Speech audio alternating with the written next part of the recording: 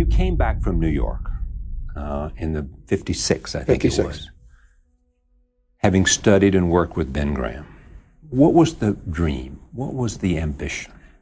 Well, it was kind of disgustingly low. I didn't know what I was going to do. I had about $150,000 at that time, and I felt, if I earned 10% on that, that'd be $15,000 a year, and I could live big on that at the time.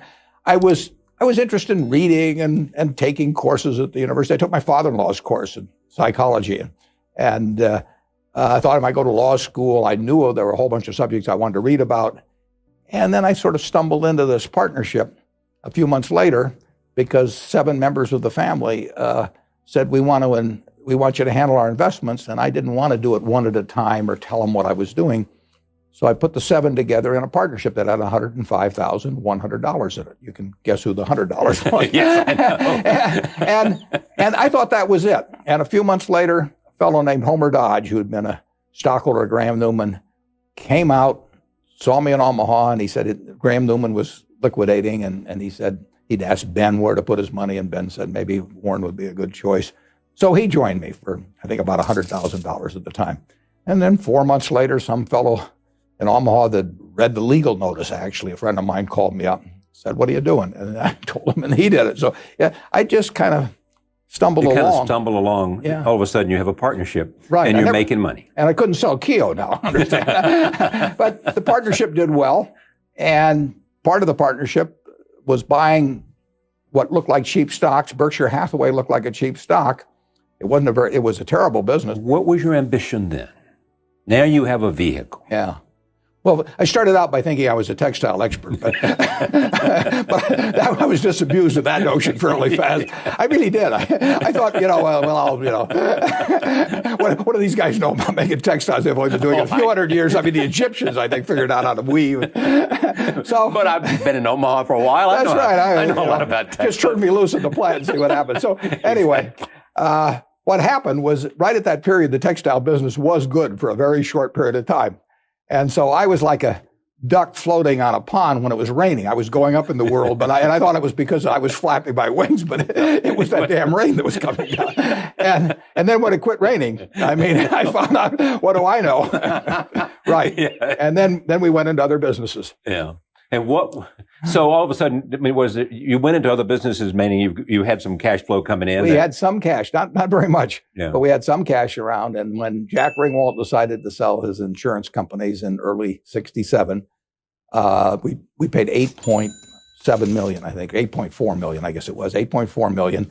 And we had, in Berkshire, we had, I don't know, maybe $4 or $5 million around. Maybe we borrowed a few million. But so that was your first entry into the insurance business. Why was the insurance business attractive? Well, it does control money, and if you've got somebody that's doing a decent job on the insurance end in underwriting, it gives you money to invest on my end. How much of your revenue comes from the insurance business? Well, a lot comes from insurance, and then we have a lot of money that's generated by insurance. Right. So insurance has propelled our growth. There's no question about that. Because it gave you money to work. It gave us money to both invest in marketable securities and also money to buy businesses outright. And then in 1965, you have a chance to take over. Right. Berkshire. What happened? After a while, I realized what a lousy business I was in. And we didn't get out of the textile business, but I decided that to the extent we could, we'd try to add on other things. Interestingly enough, Charlie, I'd have been better off if I'd done all the subsequent things without putting them in Berkshire originally. I mean, if you just talk financially, Berkshire, the textile business was a drag for 20 years. So if instead of buying these things for Berkshire, we just bought them in a separate entity. Then why didn't you do that? I don't know. But it worked out fine. But I don't know. But everything worked out. But yeah. I mean, if you look back. Looking back, it was a big, fundamental, wrong decision from a financial standpoint. To get involved in the textile business at all. Yeah. I should have just gotten out of that and gone on and done these other things. But tell me why you didn't? I kind of stick with things. It's that. Yeah, I really do. I mean, it's just my personality. I mean, I'm driving a car after 8 years. I'm living in the same house after 47 years. Your net worth about that time was about $6 or $7 million. That probably is about right. Yeah, that's probably about right. Because in 1962, when I formed when I put all the partnerships together, it was about $1 million, and when I wound up, it was about 25, and so it probably was. What are you thinking? I mean, I'm just going to continue finding investments that I can make, and everything will turn out all right. During the mid-'60s, I was running this partnership, so I thought I was going to keep running the partnership, and then I got to where I didn't think I could do that well. And why did you think that? Well, the market in 69. The stock market. The stock market just went crazy, and it was a little like, in 1999 and 2000. I mean, I was left behind, and I didn't want to do things I didn't understand and that didn't make sense to me, but I also didn't like sitting there while everybody else was, running rings around me, and my partners were probably not saying it, but they might think, has this guy lost it? So I gave them all the money back, and I gave them the shares of Berkshire, and got a lot of them myself as part of that. And then I just kind of got more involved in Berkshire. It became my painting. I was only painting an hour or two a day at the start, and then I started painting like crazy. So you had a stake in Berkshire. Right, and I actually bought more, but I just decided I'd put all my money in Berkshire and ride with it. And ride with Berkshire as a vehicle, as a kind of an extension, a corporate extension of me. Yeah. And are you out of the textile business by then? We got out of it. No, we did not get out of the textile business for 20 years. I even bought another textile company. I mean, this is, I'm going to confess. This is like a revival meeting now. I'm going to just go up to you and we need that. Forgive me, will you? Because I bought another textile company. I bought something called Wambeck Mills in Manchester, New Hampshire. Why did you do that? Only my psychiatrist knows. I thought I was going to solve something by doing it. I mean, I solve something? Well, I thought that these two put together would do better. Some crazy thing. I mean, I did it myself too. No management consultant told me to do it. So it was about 85. I mean, 20 years later, before we got out of the textile business. They got out of the textile business. So I said it's a little bit like watching a parade with all these other textile companies, and you stand up on your tiptoes, and then everybody else stands up on their tiptoes too. And all that, you don't see any better, and your legs hurt. And that's what happened with textiles. In 1973, which may be your first run at the Washington Post, you began to buy shares. Yeah. How did you come to the conclusion? I'd looked at the prospectus in 1971 when Charlie and I first met Kay Graham one time, and they were going public right at the time of the Pentagon Papers. And then in 1973, the stock got very cheap because their television licenses were under challenge by B.B. Rebozo, Nixon's friend, and the stock went from, I think, like 38 to 16 or so in a very short period of time. And when it got down to around 20, just in a few blocks, we bought almost 10% of the company, and that now is about 18% because they've repurchased shares.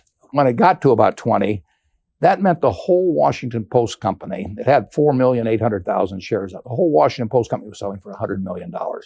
Now, they owned the Washington Post, they owned Newsweek, they owned 4 big network television stations, including CBS in Washington, D.C., and all of that. Jacksonville, Florida. I mean, everything, and they didn't know any money. And if you had taken those separate parts, you literally could have been out in the middle of the Atlantic Ocean, at midnight in a rowboat, and you could have sold them for $500 million. People have been swimming out in shark-infested waters if necessary. And you could have had all of it for $100 million at that time. For $100 million. I mean, you weren't going to get all of it. But here's what I don't understand. How come 95 people didn't see that? It was amazing. We were buying it from big institutional investors, and they were bailing out of it. And if you'd asked any one of them what the pieces were worth, they would have said something close to what I would say. But they thought the stock was going to go down. So what? And the stock did go down. In fact, after we bought it, it went down a little more. So what? Warren Buffett believes that I'm not looking at the price of the stock. I'm looking at the value of the business. I'm looking at the properties, and I'm looking at the Graham family. I mean, that stock we paid about $10 million for is probably worth $1.5 billion or more today. And they haven't $10 million, and it's worth $1.5 billion. And they have not struck oil. They have not invented a cure for cancer. They've just taken those properties and kept doing reasonably intelligent things, and sometimes very intelligent things, with the money generated by it, and they've developed the properties they've had, and they've been terrific stewards of the money. But there's no miracles involved. Warren bought into the company without my knowing him. That's why I say luck really plays a role in people's lives. It just does. A lot of people said stiff arm him, he's buying too much stock. He means you no good. And my native instinct was, let's take a look. Let's see what he's like. And everything I learned about him was very good. So I asked him to come and take a look at the company in which she'd just bought these shares. He had to write me a letter when he owned 5% of the company, saying, "Dear Mrs. Graham, I've just bought 5% of your company, and I mean you no harm. And I think it's a great company, and I know it's Graham owned and Graham run, and that's fine with me." And so I got to know him, and I thought, whoa, this guy's really terrific. So after he joined our board, he used to come to board meetings with about 20 annual reports.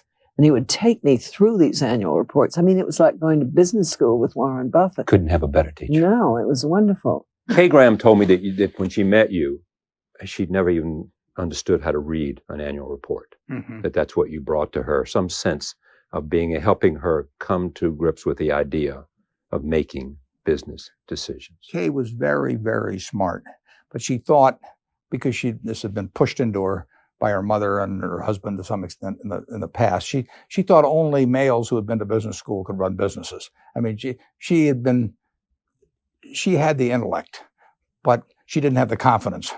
And I told her my job was to get her away from looking into that funhouse mirror that she was looking into about herself and distorting it, and looking into a real mirror. And when she looked in a real mirror, she'd see a person that was perfectly capable of running the Washington Post or any other company. How long did it take her to learn that? Well, it was, fits and starts over time. But I had the right raw material. I mean, she was good. She was good. And she'd had beaten into her over such a long period of time that wasn't what she could do in life, that it took some convincing, and she had to see evidence of success and all that sort of thing.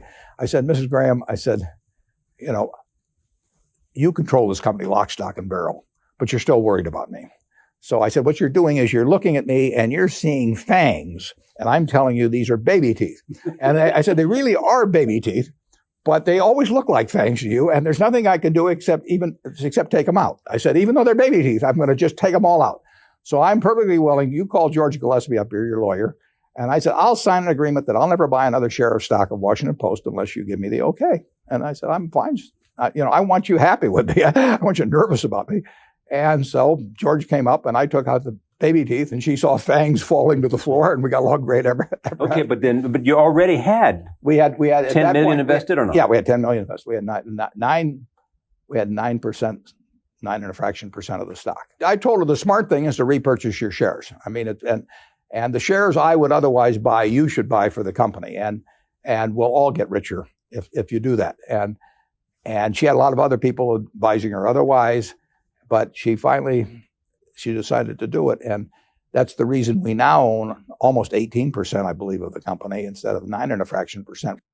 The Buffalo Evening News was bought in 1977, right. And I gave Kay first shot at that. You did what? I gave Kay first shot at that. You said, if you don't want to buy it, I'm going to buy it. Why would you do that? I just felt that, she'd been good to me, and we were a big holder, and they were in the newspaper business, and she wanted to buy things. So I just said, I'm not gonna find that I went up to see Vince Mano on a Sunday and bought this thing away from you, so that you otherwise would have bought. So I gave her a shot at it. In 1983, you purchased Nebraska Furniture Mart. That's right. For $60 million. Mrs. B. Tell me about her. Well, this is a woman that walked out of Russia, got on a peanut boat, landed in Seattle with a tag around her neck, couldn't speak a word of English, and the Red Cross got her out to Fort Dodge, Iowa, which is what the tag said. She couldn't learn the language. She moved to Omaha because there were more Russian Jews here that she could talk with. Her oldest daughter started school, came home and taught her the words that she learned. She took 16 years to save $500 so she could start this company, and selling used clothing, bringing her siblings and her mother and father over her $50 at a crack. And in 1937, took $500 and went into business and competed against all these people who had all kinds of advantages over her in every way, and she killed them. And she killed them? Yeah. And how was she able to kill them? She cared about it. She was smart. She knew the limitations of her knowledge, and she was confident within her circle of competence. She didn't get outside of it, and she took care of her customer. She sold sheep, and it took her a long time, but she built the largest home furnishing store in the country in a town like Omaha with 700,000 people. So how did you come to buy it? Well, I was in love with this operation. I mean, that's my kind of woman. I bought it when she was 89. She worked till 103. There was a period there where she left for a couple of years. If you went over to Mrs. B's house, as I did, and very nice house, and you go in, and on her sofa, her lamps, her bed, there'd be little green tags hanging down because it made her feel like she was in the store. I mean, this is a remarkable, remarkable woman. And the punchline, Charlie, is she couldn't read or write. And I think every business school in the United States ought to study her. I mean, what would they learn? They would learn the essence of business. They would learn that taking care of your customer is what it's all about. Taking care of, and by that I mean giving them good deals, which nobody would touch. And and working like crazy.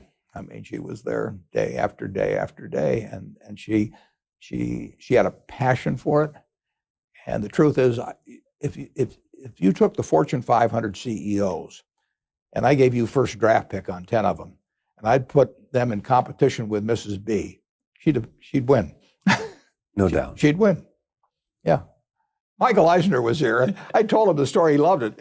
And Michael wanted to get the movie rights, and Michael could be very persuasive, but I saw him stand there with Mrs. B's daughter, the same daughter I referred to earlier, who at that time was probably close to 80 or so. And Francis is this tall and Michael's that tall. And Francis is saying, my mother wants a piece of everything. When you hear an 80-year-old say that her mother wants a piece of everything. I mean, that's great.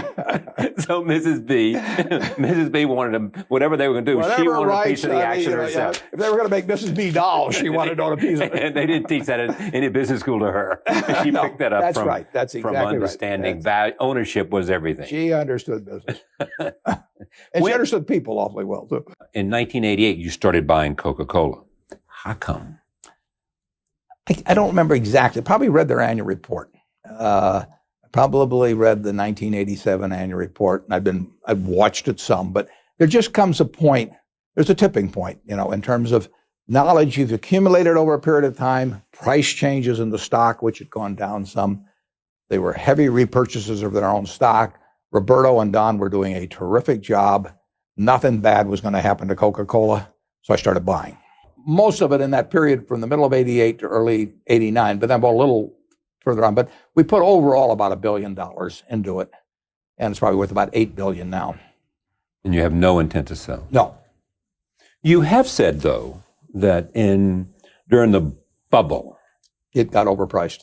There were some things that you might have sold, sure, and would have been wise to have sold them at that time. If I was running the partnership like I did back in the 60s, I definitely should have sold those stocks. I mean, stocks went crazy. But you do not today look back and say, I should have sold Coca-Cola when the bubble was there, because it wasn't me. I mean, I wouldn't, I knew it was selling at a very fancy price, and I even wrote about it, and same way with Gillette. But I don't do that very often. I'm not saying I wouldn't ever do it. I mean, if we went into the wildest speculative orgy in history, and some of these things went crazy, maybe I would sell some. But it's not it goes against the grain. For one thing, wonderful businesses are not that common. And if you get a big position in a wonderful business, not a bad thing. What is the single best investment on a large scale that you have made? Geico twice in my life. 3 times in my life has been a good investment. I mean, it was a good investment when I was really 20 years of age, and when I bought, I put 3/4 of my net worth in Geico when my net worth was like $10,000, and that caused my net worth probably to double or something like that, and that was great at the time. In 1976, the company got in trouble, and we bought what turned out to be half of the company for like $40 million. And then in 1995 or so, we bought the other half for $2 billion, and that was a good deal. So it's been a triple play. Help me understand this. You're sitting with more than $40 billion, essentially in cash. Right.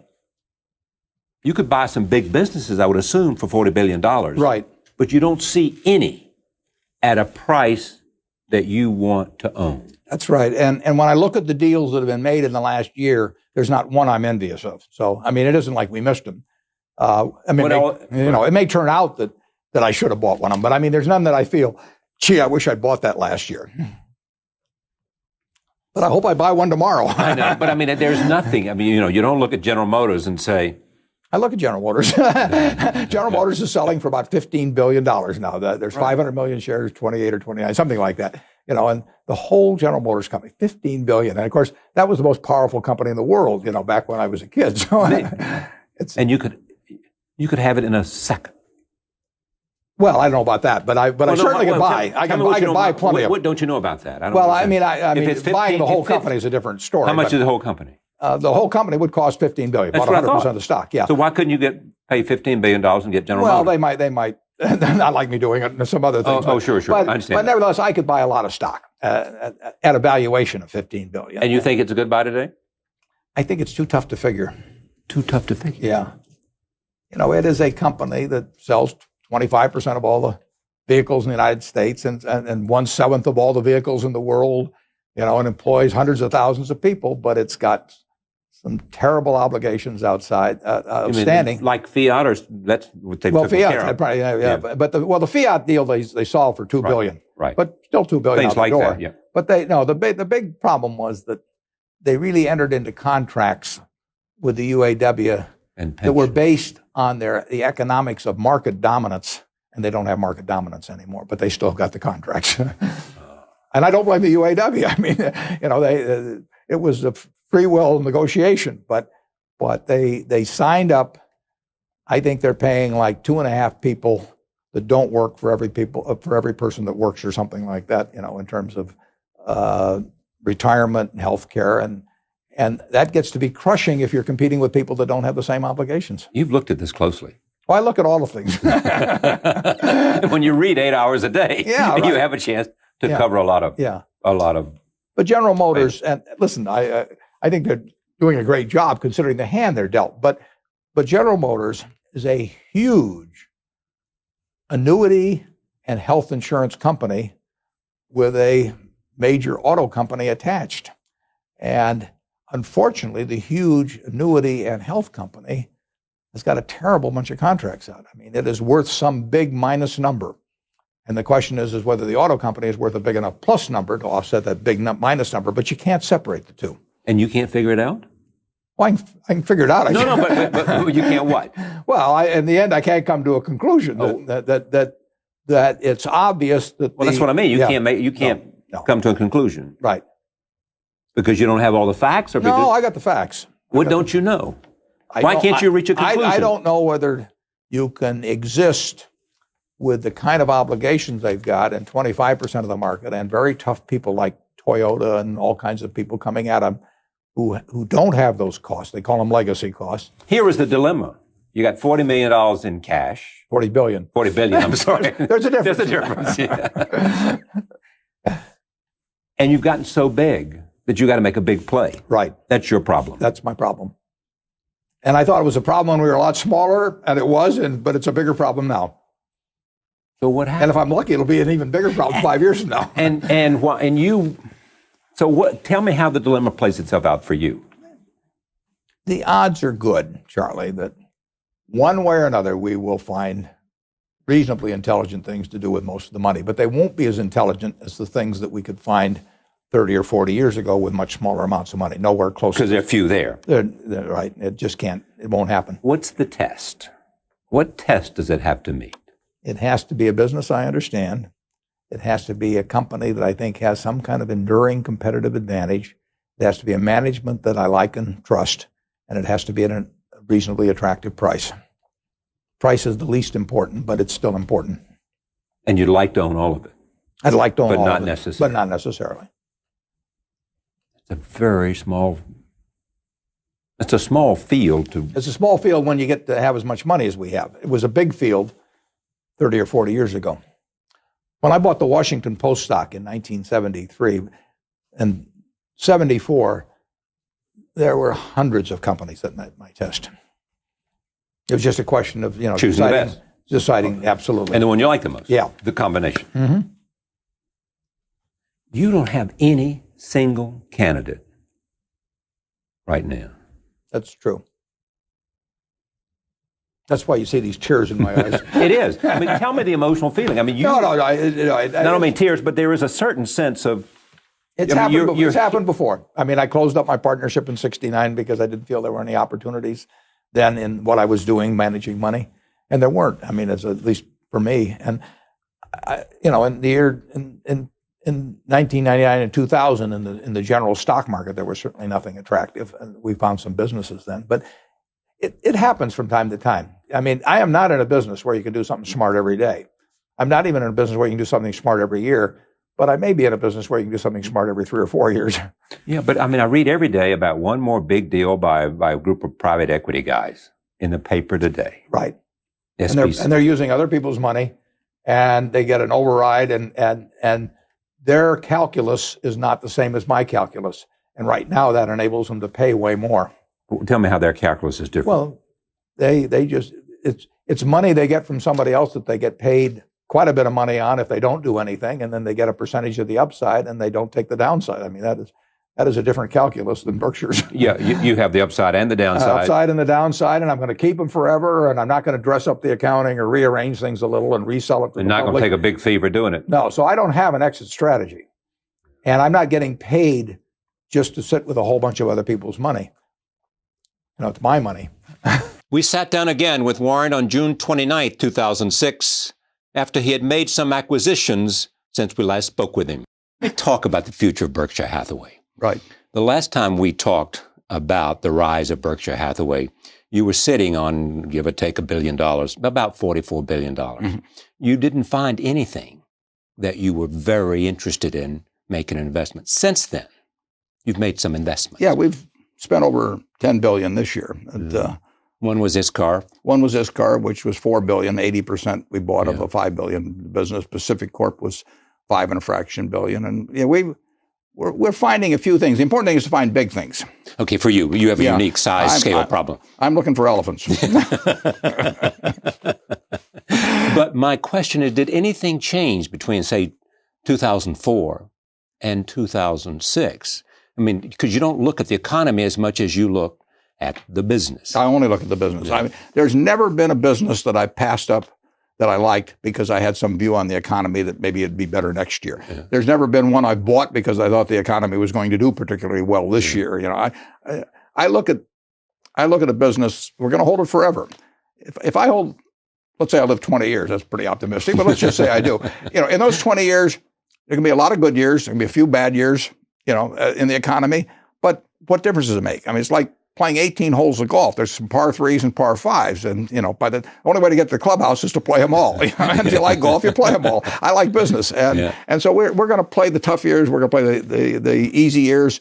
And if we got the right businesses and the right managers, it's going to work. I mean, why couldn't you have seen ISCAR in 2004? Because it was just that company. Nothing happened to them or nothing happened to you to make the investment in 2006 rather than 2004, except the CEO wrote you an email. That's right. I never heard of the company in 2004. That's the reason. Okay. Very hard to do it if you haven't heard of the company. And I never heard of Eitan Wertheimer, but he wrote me a letter in October. This is the guy who's the CEO. He's the CEO and the owner and his family. And he wrote me in October of 2005. And he told me a page and a fraction about the company. And he said, Berkshire is a logical home for us. And he said, I'd like to talk to you. So he came over from Israel and we talked. But if he'd written me in 2004, we would have made the deal. It would have been cheaper too. Yeah, I wish he had written me in 2004. But my point is understanding why you didn't see companies was nothing having to do with the economy, nothing having to do with anything other than you just simply hadn't seen one. Yeah. It's availability. It's availability. Yeah. Sometimes it's something that happens in a family. There may be more people or they may owe taxes or who knows what. I mean, we buy when they're ready to buy. It's ready to sell. And I don't go out prospecting. I let my interests be known. But I get a lot of people say, well, why don't you call on this person? Why don't you call on that one and, soften them up? Or, and I don't do it because my batting average would be terrible. You've got to wait till they're ready to do something. And that's when we hear about companies. So they come to you when they're ready? When they're ready. My phone rings. At this stage in your experience, you know pretty quickly if it's right. Yeah, but like about 2 minutes. Yeah. I mean, I read the letter from Kathy. I knew it was right. I mean, you can tell. Have you ever met girls, Charlie, that you knew it was the right? I mean, I don't want to get personal, but there's some, and you know that other people would like them, sure, but it's just not for you. They're just not for you. Yeah, I know. They're just not exactly. for you. But that has to do with, I mean, you can see the numbers immediately. You got to make an evaluation of the management. How can you do that so quick? You just have, at this time in your life, it's an instinctive knowledge. Yeah, it's not going to always be right, but it's usually going to be right. One more time for the criteria. It is, in terms of an earnings, that we're looking for 75 million pre-tax plus 75 million. You're looking at management. You're looking at a simple business, one I can understand, which really means simple. And we're looking for management in place, and we're looking for a seller that knows the price he wants for his business. The seller must know the price. Is it a hard negotiation, or is it pretty quick? I mean, they know what. Very quick, because they know that. I mean, if I like the price and if it meets the test, I can say yes very fast.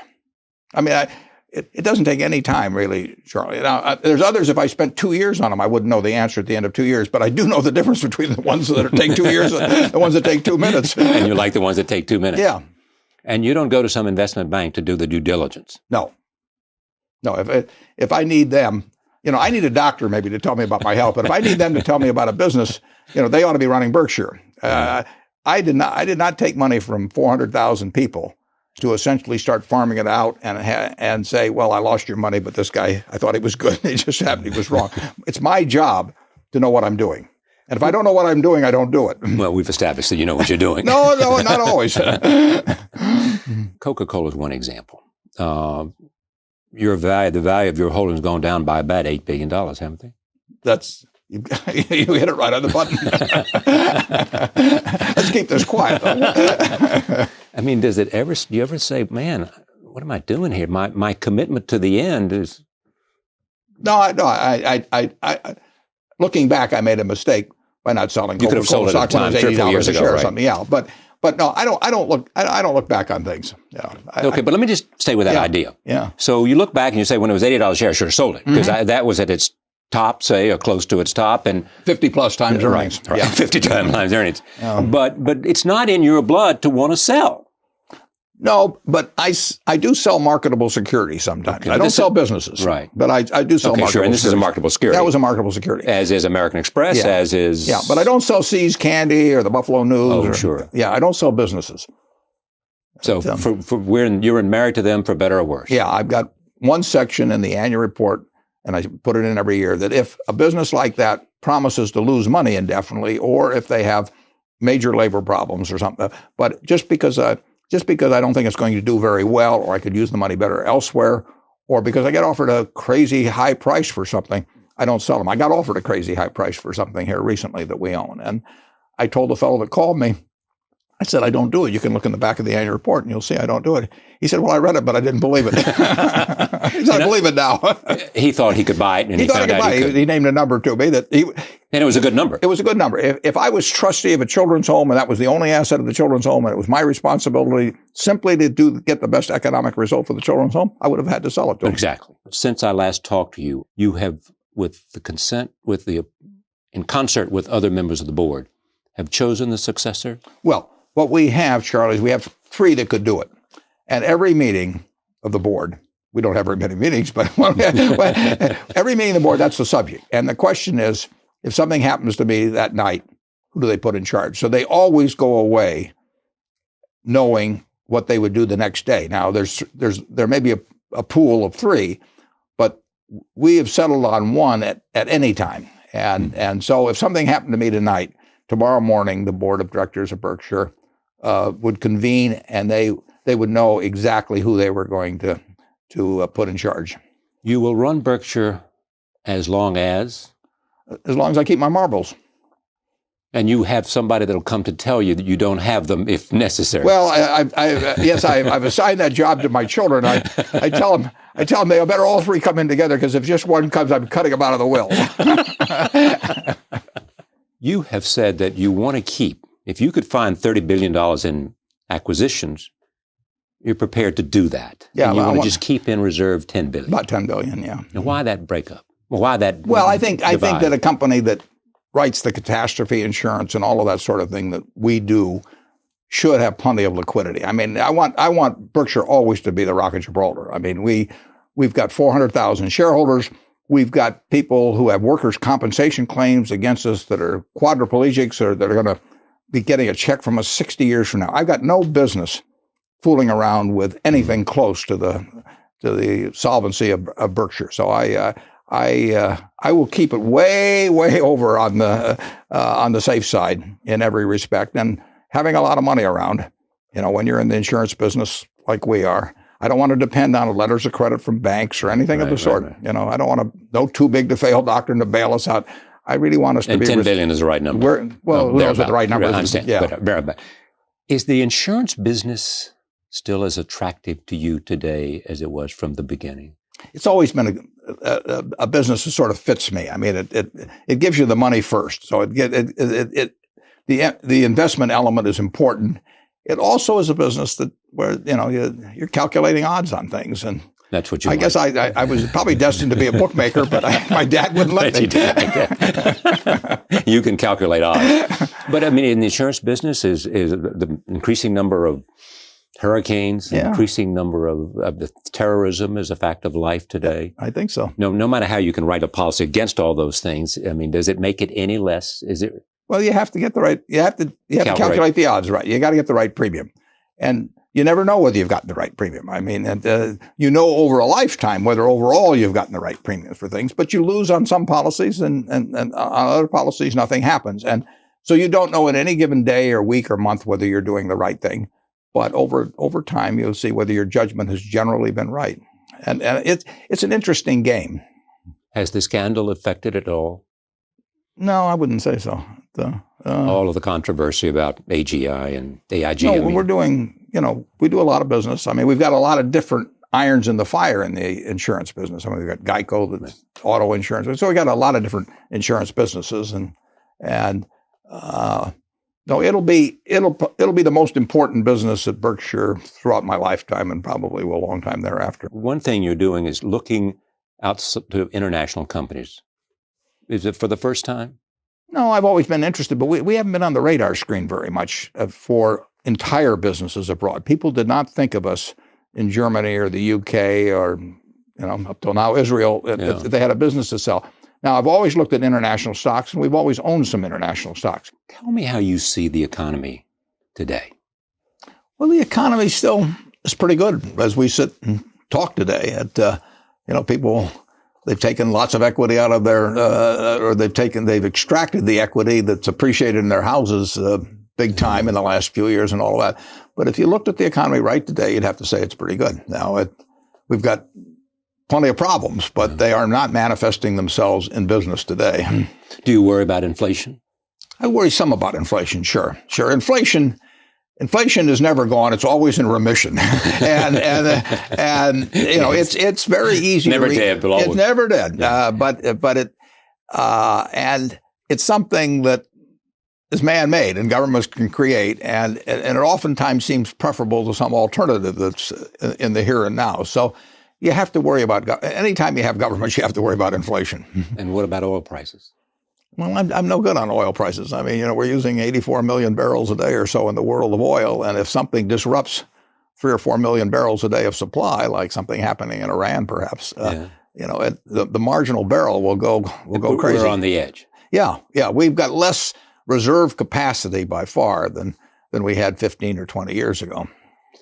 When you think about the dollar, I think the dollar over time will go down because I think we're following policies that in connection with trade that will cause the dollar. I don't know whether it'll be in 6 months, 6 years, 10 years, but the policies we're following as a country will cause the dollar, in my view, to decline. Primarily our trade deficit. Our trade deficit, right? And the flip side of our trade deficit is when we consume more than we produce, we have to trade the rest of the world something for that, and we give them our assets. We give them IOUs of the government. We give them dollars initially, and then they can convert those into other assets in this country. So we are trading away assets in order to overconsume. As you said to me earlier, we're giving away pieces of the farm. Yeah, we'll give away pieces of the farm. We want to eat. We want to consume more than we produce, and so we trade away a little bit of the farm. And we've got such a big farm I mean, it's, this is one prosperous country, but we can trade away. We don't see it day by day, but it adds up and it has consequences. More severe to you than the fiscal deficit. That's true. Yeah.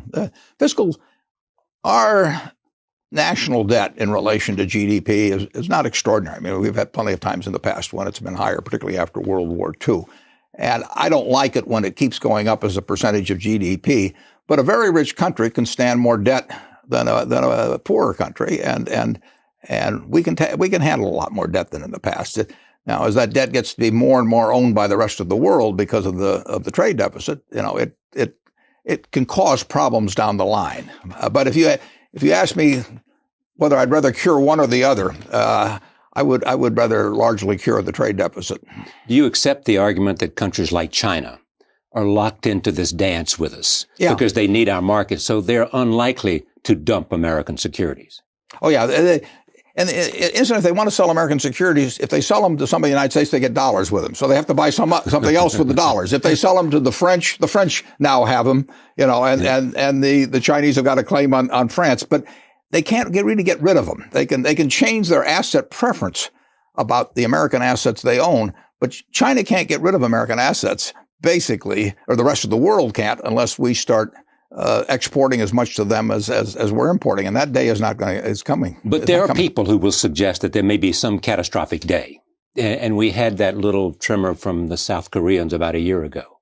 There could be a catastrophic day. I don't know the answer to that. I mean, but any time you have huge imbalances in the world, and you have lots of people on hair triggers trading currencies and stock and bonds, you have the potential for catastrophic days. Back to the fiscal deficit and your sense of where we are. A lot of people look at the budget that they see today, and they look 10 years out, and they say with a baby boom generation coming in and Social Security and Medicare, that we are looking at a huge problem downstream, that either we got to raise taxes, cut spending, or change the age of the beneficiary. Yeah, we have to change the promises. I mean, a lot of what you see coming down the road as really large looming problems revolve around promises. And we won't, in my view, ever change the promise on Social Security.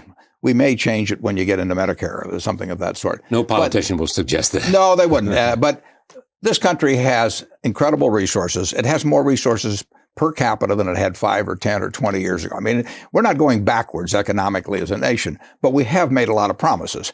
And we could have a very rich family, Charlie, and our income could keep going up. But if I promised, the elder members of the family that they would, all live like multimillionaires, we could get in trouble.